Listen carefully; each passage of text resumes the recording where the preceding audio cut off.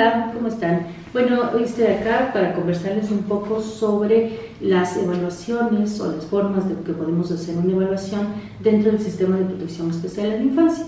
Como nosotros en el sistema necesitamos conocer todo el contexto social, la familia, el chico que ha sido intervenido de alguna u otra manera por el sistema, necesitamos hacer una evaluación amplia. Por eso les he traído como un modelo para trabajar algunas cosas que tienen que ver desde la evaluación de lo social hasta la evaluación caracteriológica, lo más personal que tenemos. Entonces, aquí yo les voy a hablar un poco del modelo ecosistémico.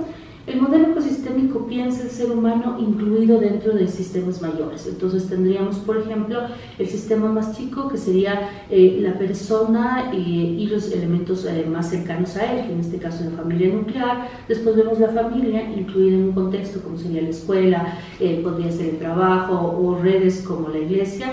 Y luego tenemos también todos estos elementos incluidos en un barrio y el barrio incluido en un estado. Entonces, como ven, vamos viendo los diferentes elementos y cada elemento tiene interacción con el otro y genera de alguna forma sufrimiento o bienestar para la persona. Entonces, cuando hablamos del modelo ecosistémico, vamos a empezar nosotros viendo el tema de la habitabilidad.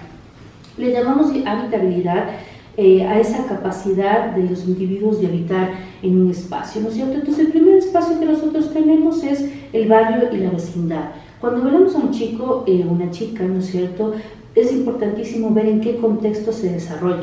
Muchas veces el barrio puede incluir, por ejemplo, un sistema de pandillas, un modelo de conflicto con la ley muy cercano, o que el chico o la chica se halle fuera de su familia y entonces tenga mucha relación con sus pares y sus pares puedan ser individuos que favorezcan un desarrollo un poco más positivo o a veces un desarrollo complejo. Tenemos aparte del barrio la vivienda, ¿no es cierto? ¿Cómo es esta vivienda del niño la niña que estemos nosotros evaluando? ¿Vive en una vivienda propia, arrendada? Si esta vivienda es en un contexto peligroso, si tiene las condiciones mínimas para salubridad. Es súper importante este trabajo. También el tema de hacinamiento. Cuando pensamos cuántas personas habitan en un espacio, a veces tenemos familias que habitan en un solo cuarto y tienen, por ejemplo, una cama donde duermen 3 o 4, los padres y los niños, y a veces las personas tienen incluso relaciones sexuales con los hijos en la cama. Entonces eso genera cierta dificultad, ¿no es cierto?, en el manejo de la sexualidad y la privacidad. También es importante para nosotros la infraestructura básica de las funciones básicas. Por ejemplo, digamos que en una familia, ¿cómo está la alimentación? ¿Existen recursos para una alimentación adecuada? ¿Tenemos desnutrición? ¿Cómo son los patrones de sueño? Por ejemplo, un niño o niña que labora en las calles, digamos que a veces el trabajo es nocturno, entonces ¿cómo maneja el tema del sueño? Tenemos también el tema del ejercicio.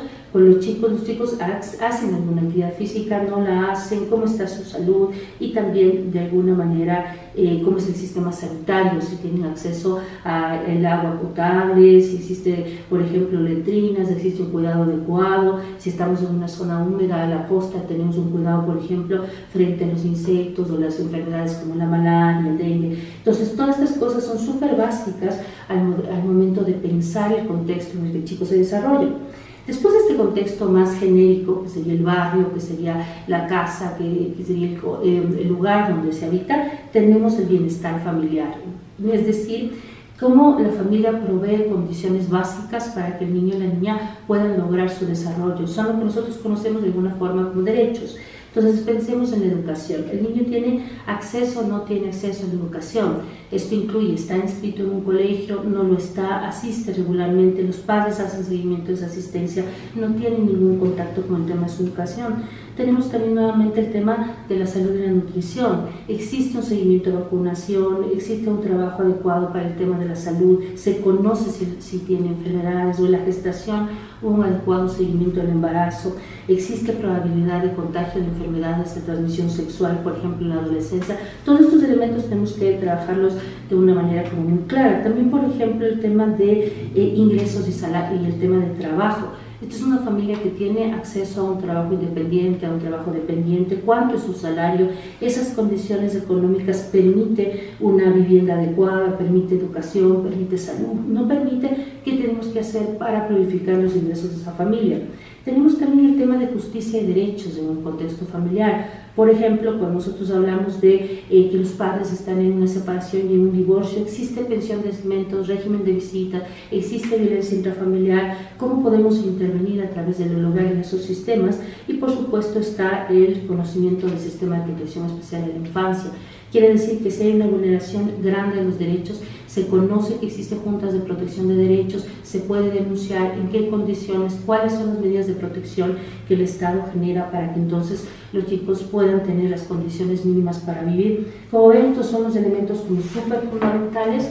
Y tenemos también ya más, entrando más en la dinámica interna del chico, tenemos la dinámica familiar. Como en otros videos nosotros hemos ya hablado de algunos recursos de la terapia familiar sistémica, pero yo les quiero recordar, por ejemplo, que es fundamental para conocer la dinámica de la familia, reconocer cuáles son los recursos comunitarios que la familia tiene. Es decir, la familia tiene relación con la iglesia, con el trabajo, con otros grupos, recibe algún tipo de ayuda de alguna ONG, con qué cuenta, ¿no? También las redes familiares, los padres de los chicos tienen contacto con sus familias ampliadas, tienen personas que pueden apoyarlos en la crianza. Muchas veces los padres se van de trabajo y dejan a los niños solos toda la tarde y pueden estar en condiciones de mucha inseguridad. Otro elemento fundamental para trabajar en el tema de las familias es la conyugalidad y la parentalidad. Son dos funciones principales en el contexto familiar. La conyugalidad es esa capacidad de ser pareja. ¿Cómo se llevan estas personas? Pelean muchísimo, tienen problemas de infidelidad, de violencia. Eso afecta en el desarrollo de los chicos.